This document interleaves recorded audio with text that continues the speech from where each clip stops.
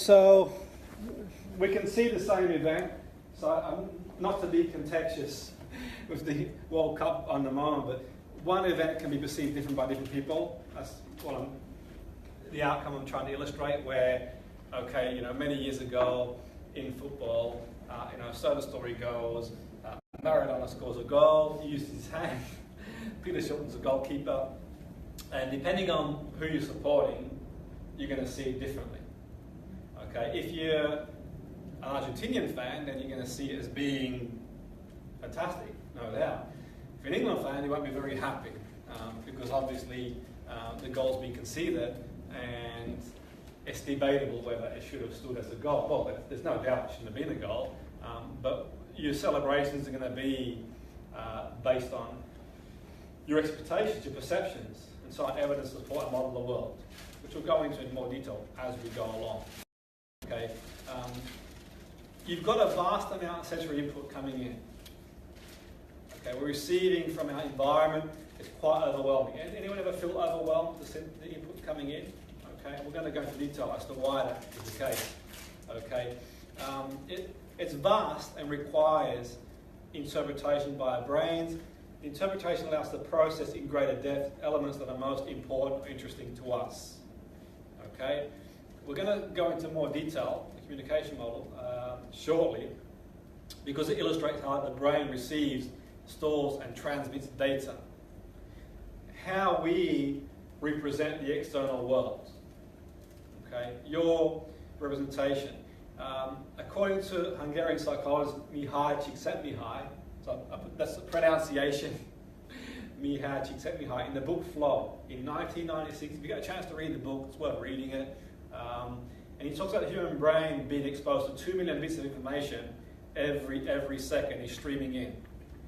Research now suggests it's more like 12 million, if not 20 or 40 million. Okay, I can tell you now that from research that it's more like 20 million really. Okay, but 2 million, 20 million, either way, it's a lot of information. Okay, so we know now through neuroscience it's more like 20 million. So it's a lot of information to process. We don't need all information to function well. And human behaviour is goal-directed. Okay, it's goal-directed to a point, but we don't need it to function well. Okay, so what we do, okay, you sit in the chair. When you sit in the chair that you're in, you've got touch receptors. Okay, all over your body, where your clothes are, the chair is in contact constantly. The touch receptors are being activated. The information is going to the brain, but until I mention it, you probably don't feel your foot on the floor, back on the chair, glasses if you're wearing them. Okay, it doesn't make sense for us to continuously perceive all of them, or at least all the sensory information. So it doesn't make any sense for you to think, okay, but you're constantly in contact with the chair, okay, or foot on the floor, but you're relegating it to the unconscious. What happens outside of us is processed through our 5 senses: sight, hear, taste, touch, smell. But there's also other things that I'll go into as well on the course too, like our proprioception. So how do you know when you're thirsty, and so on and so forth, and how do you know, for example, let's say, okay, we'll go off piece a little bit here. Who's ever got home in the evening late and you haven't eaten all day and you decide, shall I eat, shall I not eat? You decide to go to bed and you sort of get up at 2 in the morning and think, well, actually, I could do the snack. So you find the motivation to go downstairs and eat that leftover pizza or the microwave, but then once you've eaten, you go to bed full, you're not motivated to carry on eating. So it's like interimly, at that moment, you've got that motivation to sort of do, but and you know at that point that you're feeling hungry, so to speak. So extracting information that's important to us. So for example, if you go and make a cup of coffee at break time, you look for some sugar, for a cup, for coffee. You can extract simple goal goal-directed reason. Goal-directed being, okay, I walk to the shop. I'm not going to count every blade of grass I walk over. The wind outside could be blowing and I'm not going to notice it until I mention it. The sun could be warm. I may not realize how warm the sun is. So we sort of perceive, and that's crucial. And one of the reasons for that, we need to perceive what's dangerous to us. I think we've inherited a brain negativity bias, and I think that's from our ancestors, because back in the day when we had dinosaurs roaming the earth, we used to explore different towns, different villages, and if you went to a different village, okay, the first thing you would do is sort of see the dangers. And then you'd come back, and human beings are storytelling creatures. We'd go back to the rest of our tribe and tell them the dangers. You wouldn't say, I saw a nice beach, a nice countryside. You'd say, I saw this dinosaur, I saw this danger. And I think we've inherited that. I really do think so. And there is some evidence around that by certain people who've written about that in the literature. And I will quote from the literature on the course because it's important to me, because I do a lot of reading and research. But the point being is that you might think, well, what's that got to do? Because think about it, you can go shopping on a shopping trip, and it might be Christmas, it might be shopping for your holidays, who knows? But equally, you know, there's an irony that you go to 10 stores and 9 treat you really well. 9 give you a good deal, they even give you a cup of tea and biscuits, they treat you really well. Then one of them shortchanges you.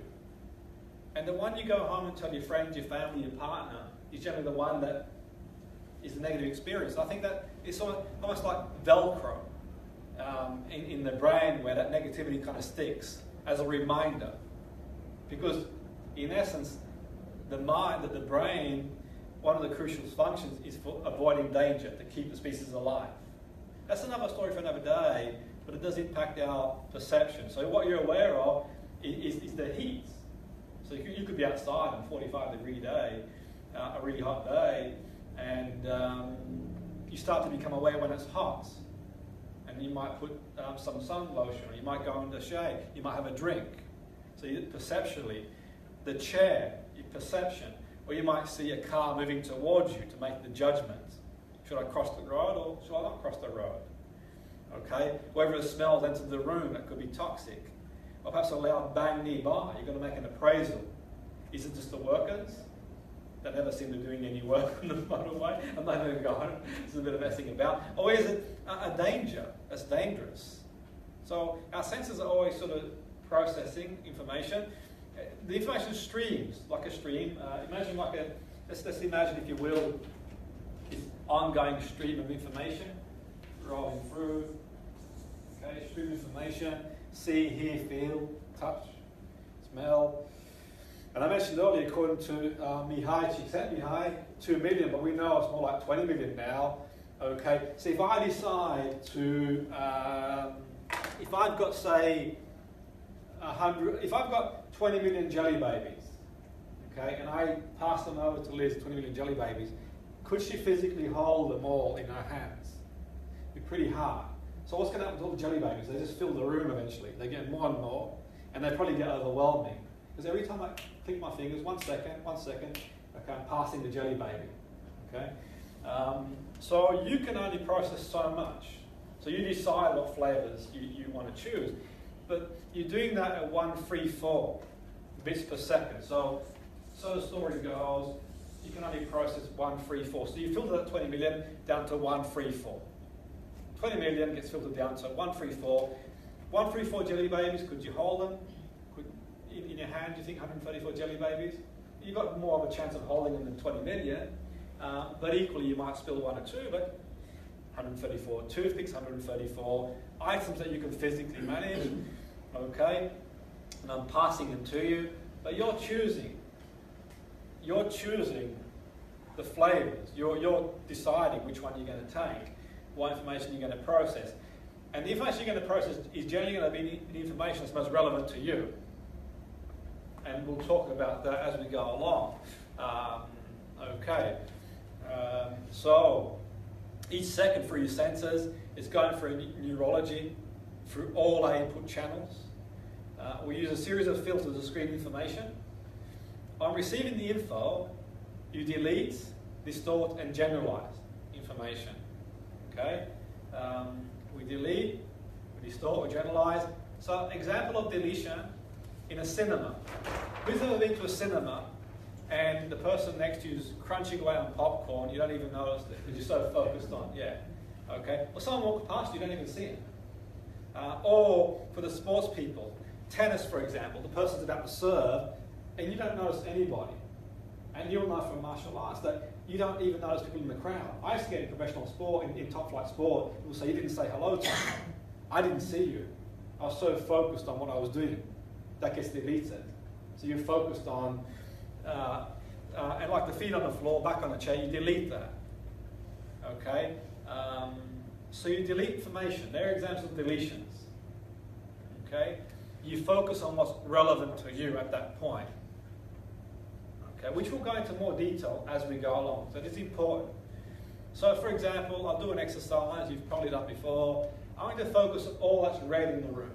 So have a look in the room and focus on as many things as you can see that are red. See if you can count as many things as you can see. Focus on the red, focus on the red, focus on the red. Okay, focus on the red. And if you're comfortable enough to close your eyes, you can do. And if you're not comfortable closing your eyes, you don't have to, you don't want to, but you close them if you want to. And as you close your eyes, think of all the blue things you saw. Yeah, pretty hard, isn't it? Because you've been so focused on the red. And you can open your eyes if you want to, you can keep them closed if you want to, tell them to you. But the point being, when I mentioned the colour blue, what was it like then? Could you sort of switch on and think, what were you sort of so focused on? Right. Yeah, precisely. And that's a bit like, say, if I say, imagine a red Ford Fiesta. You haven't seen one possibly all day, unless you've driven in one for the course, but now you'll probably go and see 10. It's in your conscious awareness. So you kind of relegate to the unconscious mind. Okay? So you kind of so focused, and you sort of see what you want to see, if you want to see it. Distortion. We all do that. Okay? All of us do. We all do all of them anyway, but distortion would be an interview. You go to an interview, you see the person that's like 10 foot tall. Okay, kind of thing, and so on and so forth. And who's ever done that before? You go to an interview, you kind of think the person who's going to be interviewing is like the person in the Texas Chainsaw Massacre type thing. You're kind of expecting them to come out like, but then you sort of think, okay, actually not too bad actually. Presentation. The people who are in presentation skills groups, the Toastmasters people, which is a presentation. People tend to distort the people in the audience who are afraid of public speaking, because generally if they're in a group and they're not speaking, they're okay, but they distort it. They think they might be laughing, they think they might think this. It's our own perception, isn't it? We can't distort information. In sports, we distort the opposition. That's a dangerous thing to do in sport, by the way. Make them better than what they are. You know, you kind of watch them warm up on the other side and think, wow, you know, these guys are like, you know, all 6'4" and big and strong. You kind of, who's done that before in sport, where you kind of look at the person and think, you distort, or you're sort of going to compete against somebody and think more of them than what they are. They've got 3 arms and 5 legs. I actually used to say to my students, whatever you do, don't watch them. Yeah. Get on before you. Just go in your own mind, focus on what you're going to do. Don't watch them, because as soon as you do watch them, you think, oh my God, they're good, they're better than me. And automatically then you put yourself down. Yeah. I used to say to my sports people, the bigger they are, the harder they fall. It's just getting them down, there's a problem. But now there's things you can do, we'll talk about that, as well as what you did there, that are quite useful for distortion. There's things that we can utilize, which I'll go into more detail on the course. So distortion will be the message get realized. If I give the message to one person in the group and they pass the message down, will it be the same message, do you think? Yeah, because it gets distorted. It's like the, what do they call it?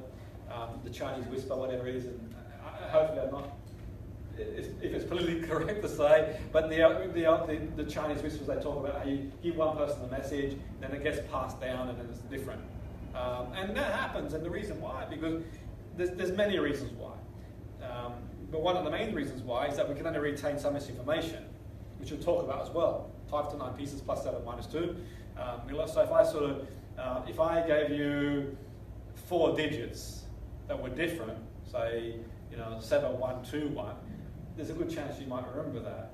If I gave you 8 digits, for example, or 10 digits, 7, 1, 2, 3, 4, 9, 6, 8, 9, 5, it's probably going to be more harder to remember. But we'll talk about that because it's really important when we give instruction based on how much we can process procedurally, short term, going forward.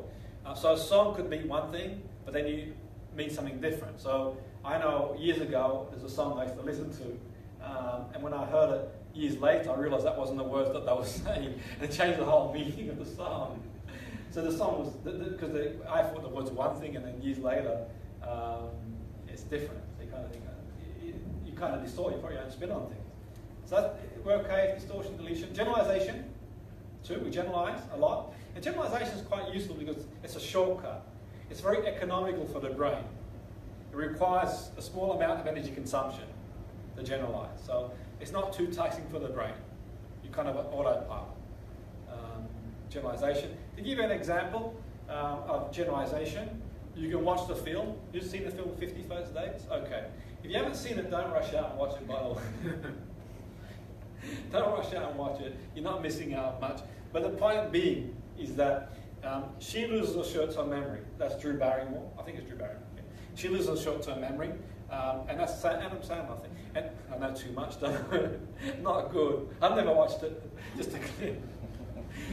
But she loses her short-term memory, and every day he's got to play a video.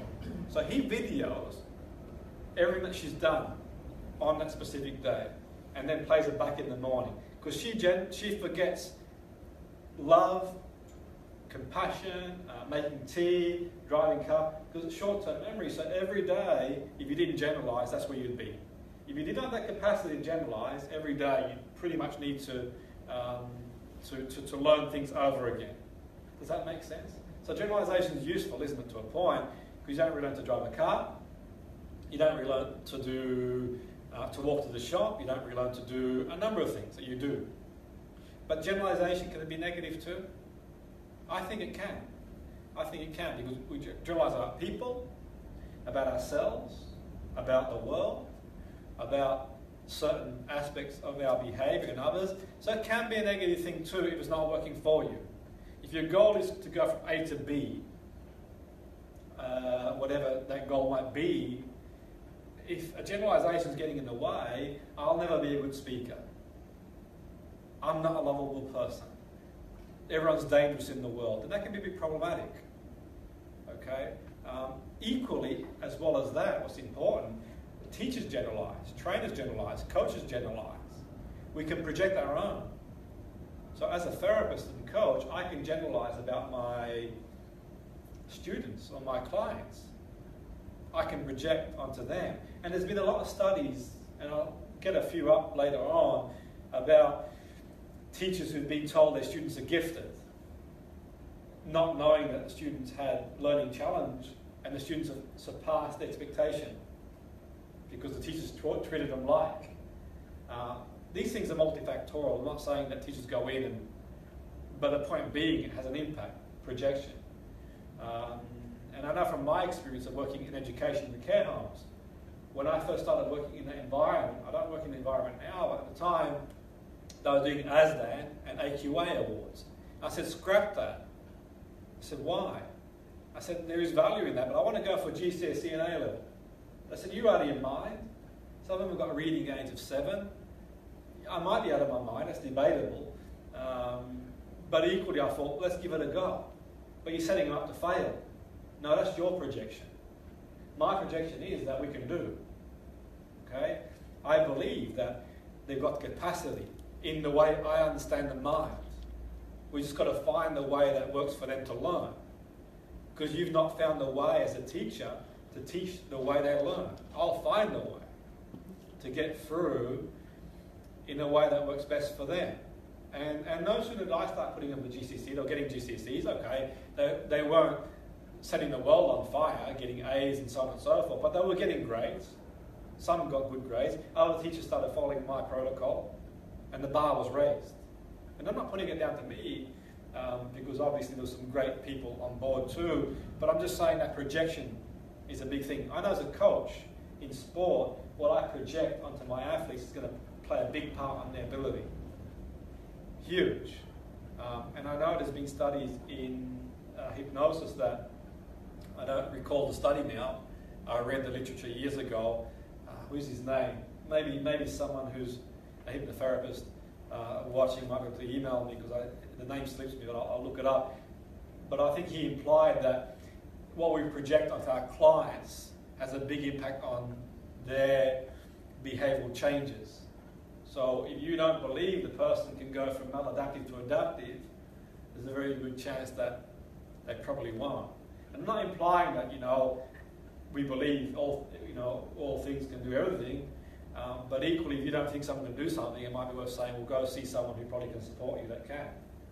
Because I know I won't take a client on if I don't think I can help them in the way they want to be helped.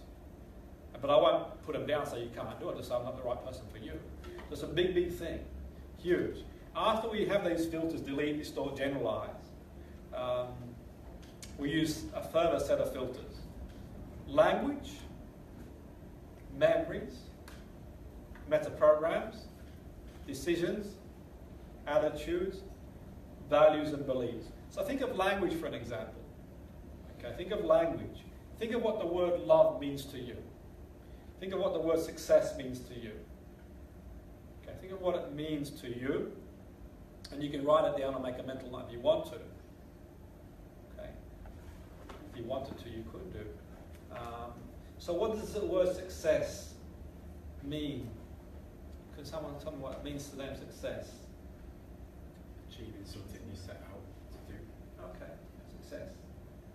For me, it's very internal. So Yeah. success means when I'm in complete alignment with my values, moral, and with my actions, and generally my beliefs and how I feel. And from then on, it's becoming external achievements. It used to be always achievements, but now I have it vice versa. So one word, you can have a group of 20 people, one word could mean something completely different to everybody. Okay? Language impacts us. So if I say I'm furious, it's going to have a different impact if I say I'm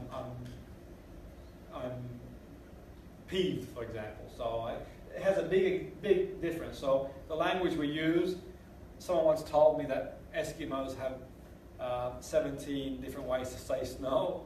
I don't know if that's true or not, but someone said that to me one time. But the point being, language plays a big part on our perception, filter-wise. Memories do as well. Our appraisal of memories, we can see both the same event but see it differently.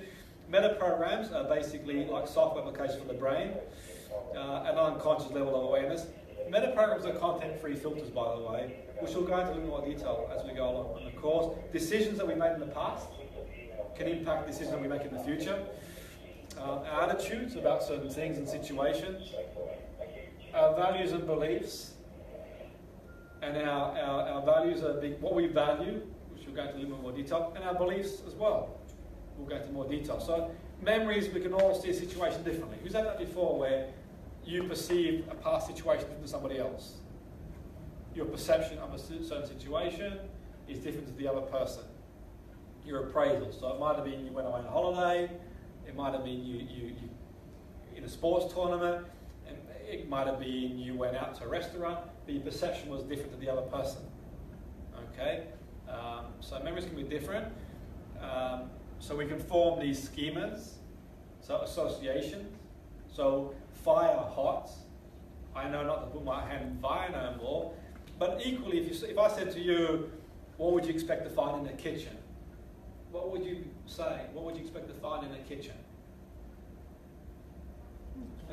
Yeah, because all the things you expect to find, because you've been in the kitchen before and you've got experience. But if I went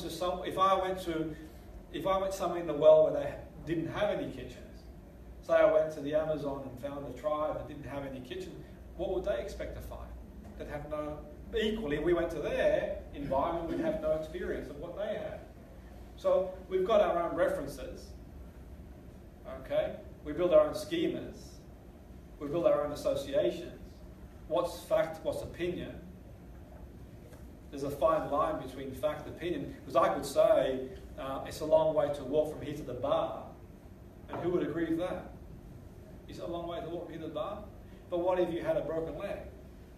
What if you had a condition that you struggled? If I measured it and it came back as 10 metres, then it is close to the fact than whether it's far or not far. But we have opinions about ourselves that we make along the way. And they're not factual. It's our own internal representation of a situation and about other people, about ourselves. So, example could be we all decide to go out for a walk at lunchtime and we see this dog across the other side of the park. Okay? Now, amongst the group, one person, as 5-year-old, had this type of dog, and it was a loving dog. It was their best friend. What do you think their reaction is going to be when they see the dog? It's going to be a loving reaction because they've got the experience. But equally, if someone else had been bitten by a dog like that and tore a chunk out of their calf muscle, what do you think their reaction would be? Well, it's going to be apprehensive. But the people who have no experience of it are going to think, well, what's all the... So we could all argue, it's dangerous, not dangerous. You could say, no, it's a loving dog. No, it's a dangerous dog. What's all the fuss about? So who's right or wrong? Well, there's no right or wrong. It's your own subjective experience that's influencing your decision. Because one of you go across and stroke the dog, and one of you decide, I'm not walking across that field. And we can make these big generalizations about a number of things in life, not just a dog, about people, about presenting, about I can never do this, and I can never do that, so on and so forth.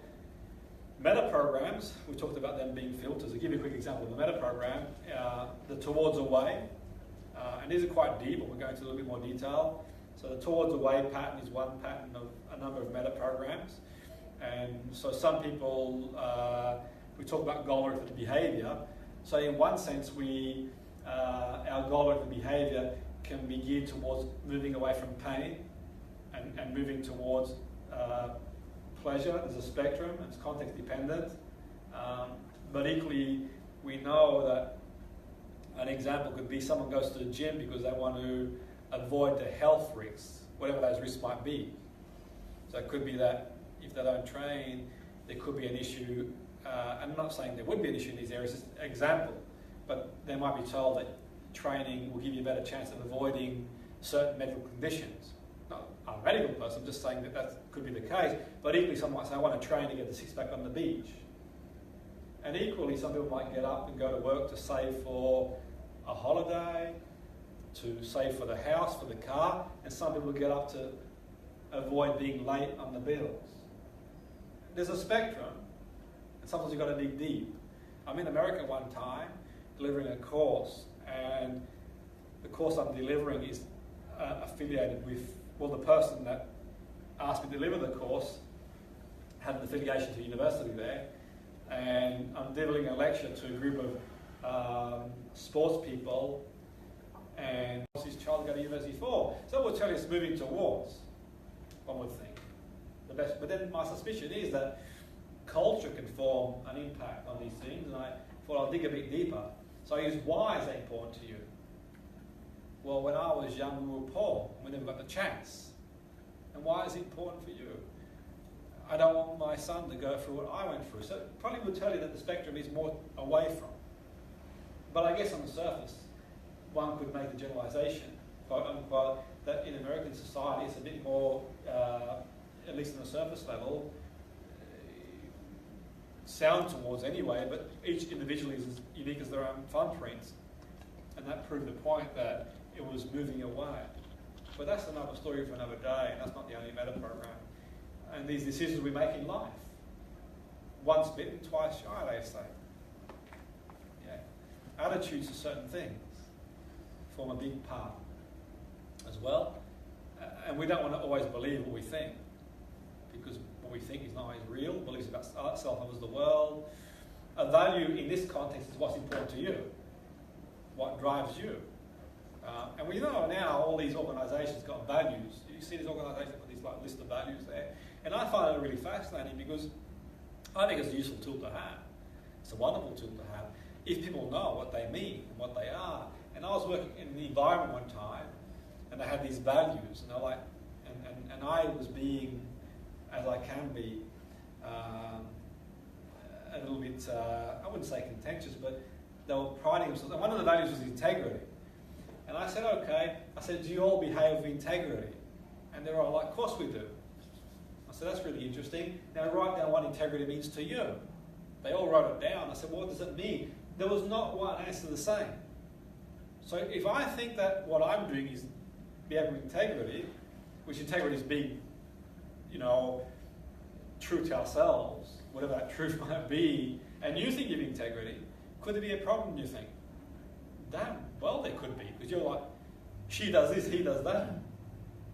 No, he does this. So it's great having these values, it's wonderful having them there, but it's also a good job to know what criteria, because words are labels, aren't they? One would think. So these filters go through.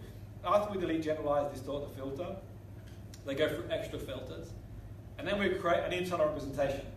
A bit like those cartoon images you used to see years ago if you read cartoons, and kind of that sort of big picture in the background there. So I mentioned earlier that you decide you're going to an interview, and you sort of start seeing the person interviewing you as being this sort of 10-foot tall Texas Chainsaw Massacre type figure coming along and sounds, and generally speaking that's not the case. But we form this internal representation, and I think one of the greatest things about NLP, by the way, is the discovery that we process through our senses. Not that that was a discovery just unique to NLP, but I think to sort of get that out there and say, okay, by affecting that variable, it could make a difference. By turning the sound down in the background, it could make a difference. And by altering the picture. Because if someone enjoys flying in a plane, what do you think they'll see? If someone loves to fly. The person who enjoys flying in a plane might hear the pilot saying the destination we're going to, and as the pilot says the destination they're going to, they might think of the vacation destination, the blue skies, the peace on the plane. If someone's afraid of flying, they'll see a different picture, won't they? Okay? And by altering that, we can make a change. And we know advertisers do that a lot too, by the way. So information is filtered in our own internal representations, and the feelings, pictures, sights, sounds, smells associated with the data coming in. The internal representation gives rise to our states, emotion, and physiology. Okay? The states which are expressed through physiology. So you know when someone's happy. Physiologically, you can tell. Who can tell if someone's happy or someone's in a good mood? Yeah, kind of. Yeah. Okay. Good mood or sad, or what would you say? Looks pretty down there. Wonderful, isn't it? Eh? Well, what's happening there is the football's on. She wants to watch the football, and he wants to watch. He wants 51st days. Yeah. Precisely. They're having a big argument there. Okay, and he's not the control. There we go. But equally, I think what's quite useful too from an NLP context is that we know now that through scientifically our biochemistry is affected by our physiology. We know that the mind-body link. So I think for me, one of the fastest variables you can work on is the physical. Okay, I think so. I think it's quite useful to know that. So what I do when we talk about, say, I'll let you into one of my secrets whenever we, in the sporting world, not that I should let you into my secrets in the sporting world, because I could be playing against some people who are watching this, by the way. I don't want to give too much away. But I always say to my team at half-time, when they come out of the changing room, to stand up tall and really impose yourself. Even if you're feeling completely, tired and tough first half, stand up tall, because one, it sends a message biochemically to your own brain, but two, it sends a message to them. They're thinking, goodness me, these guys are up for it. And equally, when they play in the game, I say to them, you know what, never look down, because sometimes they've got the habit to do this, some players, and they're out of breath. I said, no, get back to your position and go upright. Open your airways. Because if nothing else, it sends a message to the other person. I always say in sport, by the way, particularly football, retreat back to your position after you've lost the ball, team shape, and then adopt a strong physiological posture. Because even if you are tired, they're not going to want to run the ball at you if they see that. So I think there's a strong link. And people mind body, they underestimate the link between the two. So you're nervous doing an exam, you might need to go for a wee. If you get really, really badly stressed, you might break out in some high. There is a strong correlation there. The seminar I did recently, I streamed some of it. You can watch it. It's really, really technical and theoretical. The one I did with the neurophysiotherapist recently, based at Leeds University, I talk about the polyvagal theory by Stephen Porges, and so on and so forth. And I go into a bit more detail about how that sort of mind-body link is strong. So one variable that's fast, okay, is the physical variable. Okay, because it might take longer to change a belief or a value, but we know but it doesn't always take that long to change a belief, because you could be in a plane in turbulence and you have a belief. A teacher could say you're hopeless, you have a belief. Someone could say you look really, really well. That could form a belief, but the point being a fast variable.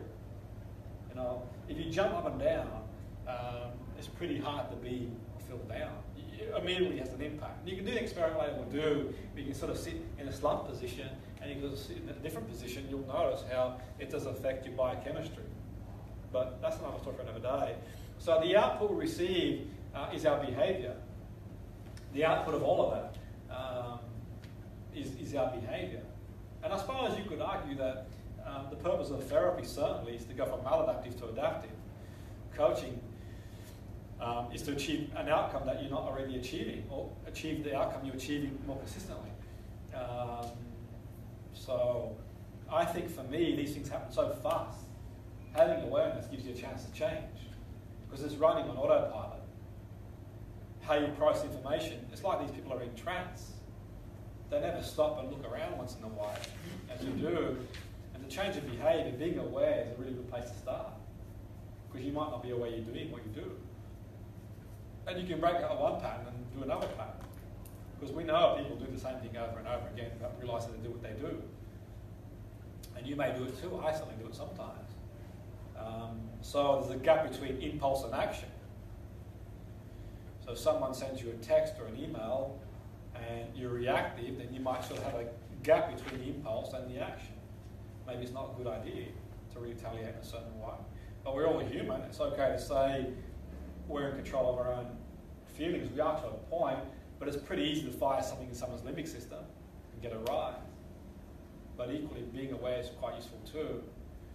Being more aware of our thoughts. And separating the thoughts, the mesh of thoughts, behaviour, emotion, really separating that, really, really clear vision, interrupting that pattern and disconnecting it, and cultivate what you want. Because it only takes one idea, an association behaviour. Because you know, you might have a teenager, or you might have been a teenager once, probably forgotten. Some of us have forgotten that we were teenagers once, because teenagers can be quite interesting characters, because their neurons aren't fully formed. And they feel what we feel, but they don't have the same capacity to process. But equally, you can have an idea as a teenager that smoking's cool, because you see your uncle smoke, who's cool. Or your friends, you're more influenced by your peers as a teenager than your parents, and you might think your friend smoking is cool. That's your association, then you have a behaviour, you start smoking too. Idea, association, behaviour. Okay. Equally, you could tell the teenager, smoking's bad for you. Don't smoke. Really bad for you.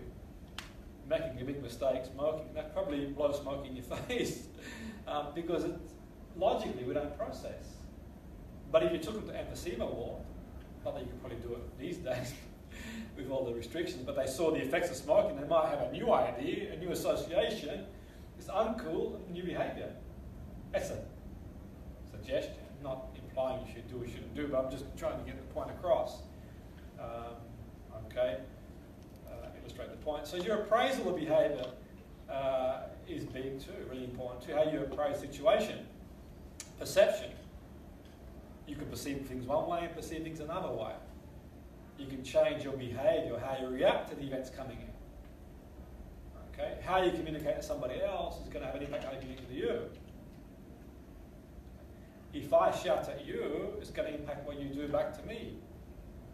Okay, depending on what your capacity is or the way you perceive the situation. The more resources we have, the better it is. The lower variety, the more flexibility you've got, the better chance you've got of influencing any outcome. One thing. So how you react to events that are coming in, if you're not aware of them, you're not going to get very far. If you're more aware of it, then you've got a better chance. If you're trying to work on anger management, because you're having a go at your children constantly, you can start eliminating that. If you're sort of having a go at your staff, and you realise they don't really want to pressure, you can sort of change that. Maybe not in an instant, but you can sort of work towards changing it. Cognitive science would suggest that emotions occur in response to subjective appraisal of situations. So ambiguous, the situation resembles life-threatening. So, okay, you get a letter from the bill. It's not going to sort of kill you, but your brain's making an appraisal. Danger.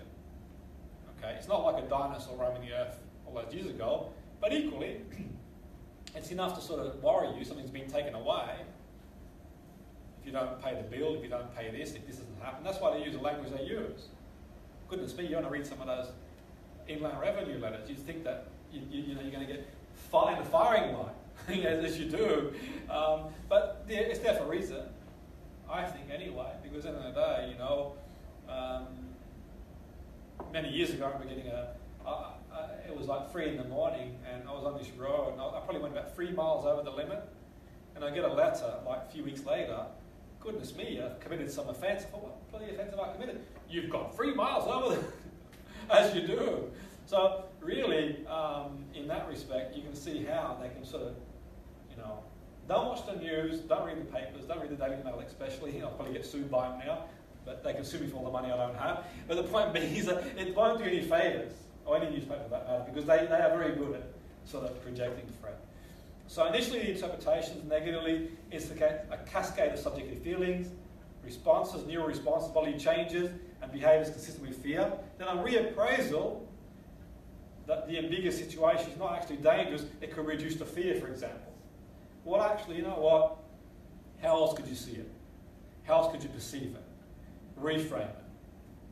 I thought one thing, I thought something else. I could walk in town at lunchtime and my best friend walked straight past me, and I could have had a minor falling out a week ago, and I walked past and I could think they're not my friend no more, and I could start thinking upset, angry. I could send them a text, ignorant soul, I didn't say hello, and that won't get very far. I could also reappraise it and say, well, maybe they didn't see me. And I could send them a polite text saying, you okay? They could say, I am, start off, but I'm not in control of that. What I'm in control of here. We can reappraise situations. So, like a client, not a client, but someone I was working with years ago, who, as an 8-year-old, she'd been at the swimming pool, had an incident in the swimming pool that had happened. At 64, she still wouldn't go swimming. So all the work I did with her, she would eventually go swimming, was based on reappraisal. Because emotionally, the code of the event was still as the 8-year-old. But she's not 8 no more. 56 years have gone past. So our perception of the events, using our own filters. So this presentation I'm doing now is different for everybody. No two people are going to see it in the same way. 0 to 7 is when we're most susceptible. Because as a baby, you don't really have any interpretation. You take that first breath. Welcome to the world. The eyes of the baby, everything's new. Apart from our genetic influences, we've got no influence on a values beliefs level to the point other people have influenced us. And you could argue genes, and some people are going to say nature, nurture, nurture, nature. We'd be naive to think that genetic doesn't play a part. But we'd be naive in thinking that we can't play a part too. And how far we'll go is anybody's guess. So the baby's eyes is neutral. The lights, camera, action, smiles, a lot colder in this world than it is in the womb, I would think. So many adjustments baby needs to make. But baby makes the adjustments, and in the first few years it's very formative. The chemical reaction between the baby and the mum, the oxytocin produced, bond them together in a biochemically functional womb. All things functioning well, then they form an attachment, and welcome to the world. And we talked earlier about perception is projection, and that's Carl Jung. I suppose you could argue it's not really NLP-ish, if there is such a thing as NLP-ish, but Eric Jung's quote, if his quote is correct, everything that irritates us about others can lead to understanding ourselves. So sometimes it's the people that sort of irritate you the most that tell you the most about yourself. I can't test that scientifically, in one respect, and you take whatever value you want. But a person who has negative emotions sometimes can be a projection of self. And it's so unconscious, you're not even conscious of it. So now you're probably thinking, I can relate to that person, or him, or her, but not him. Goodness me, that's not a projection of me. But it might be so deep in the unconscious, you're not even aware of it. It's a hypothesis. I'm not going to be able to empirically confirm, but then you don't need to empirically confirm things to get value out of them. But it might be the next person who sparks a rise out of you. But equally, I mentioned earlier, I suppose Jung's theory was the idea was the unconscious mind brings up problems for us to resolve. That was grow evolve. You're humanistic. You believe that in that sort of evolution of our introspection. Maslow, humanistic, the stage model. Okay, you give people the opportunity to flourish, then they will. So it's a nice way to look at the world, one would think. In Carl Jung's world, perception is projection. The unconscious mind will project all our unwanted material. So the very thing I'm upset with that person is about reflection of myself at an unconscious level, but so unconscious I'm not even aware of it. It's one thing to think about. But more importantly, one could say, in our environment, what you project onto your clients. See, I believe my clients can achieve things beyond their imagination. If you come to me for a session, I believe if I've taken you on to work with me, you can achieve what you want. In taking that job you mentioned earlier, I believe we can do well. I wouldn't have taken the job. I believe in my players wholeheartedly. I believe you join Toastmasters, you can win it. The competition, you can go all the way through to the final round. Why not? That's my belief. I believe people can do what they want to do. I believe that there is a way forward. I also believe things are multifactorial. And that might be my limitation. I also believe that biology, psychology, sociology plays a part in people's behaviour. And I believe there's not one modality or anything that anyone can say that is a self-fulfilling prophecy. It's just about learning, exploring. But the important thing to take away from this is that your staff, do you believe your staff can sell? Do you believe your students can excel? I believe my students in the care homes could get GCSE, even if they didn't have a reading and spelling gauge. I believe they can do it. Why not? In the way I know the mind, so it has an impact on them. I've been to teams in sport who've punched above their weight. I believe we can do it. But that's going to impact the way I behave. So the way you behave with your children, with your staff, your clients, what you believe they can and can't do is going to have a big impact on their reality. You can't affect their behaviour. They'll do what they decide to do, and that's healthy for them to do so. Okay? Never do something for someone they can do for themselves, is my motto. Because if you do for someone what they can do for themselves, what happens? They start depending on you and they become lazy. And not just lazy, but equally in the end, they start, when you're not there, what do they do then? Okay? I'm not suggesting don't make, your partner a cup of tea or a meal. Don't feed that your kids can cook for themselves. What I'm implying is that there are some tasks that we should really make sure they can do it. Do it for yourself. Because the world isn't that sort of party. It can be a pretty challenging world, and I think you've got to step up. And I truly believe if they want to do something for themselves, then do it. So limiting coaches that believe, other coaches, therapists, teachers, they limit their clients by their limiting beliefs. It's their projection. Students, clients. Why take a client on if you don't believe you can help that person? Why be a teacher if you don't believe you can sort of help the people achieve the best they can? Do something else, is my theory. And people never go it when they want to. I don't care. Because the bottom line is I stand by that. If you don't believe, then why be there in the first place? Why be there? Why even sort of, put your projecting to someone else. I think it's time to stand down or change your own belief framework if you're limiting someone else. Because I won't take a client on a job on that I don't think I can support the person to do. So we see the world perceptual bias, not as it is, as we see it. We perceive the world not as the world is. We know to remember the things that we brain marks important, top-down modulation. Perceptual bias, as we sort of move towards lunch, we'll sort of quickly go through these, and we'll sort of revisit them on the course as we go along and cover the stuff too.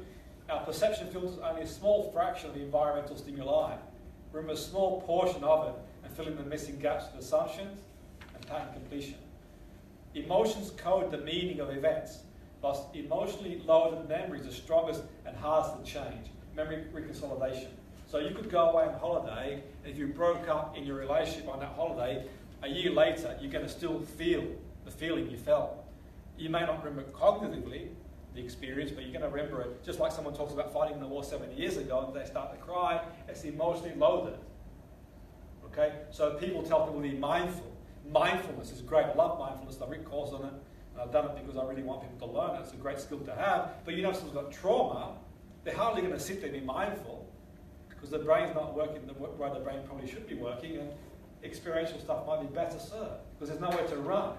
Fight, flight, freeze. Cognitive bias. Okay. Our understanding of the world, decision making, is heavily biased, and it's harder to be aware of how we are biased in the way we are biased. But expectation, we mentioned earlier, like the football team, we see it differently. Confirmation bias, what we see, we'll find a way to search for.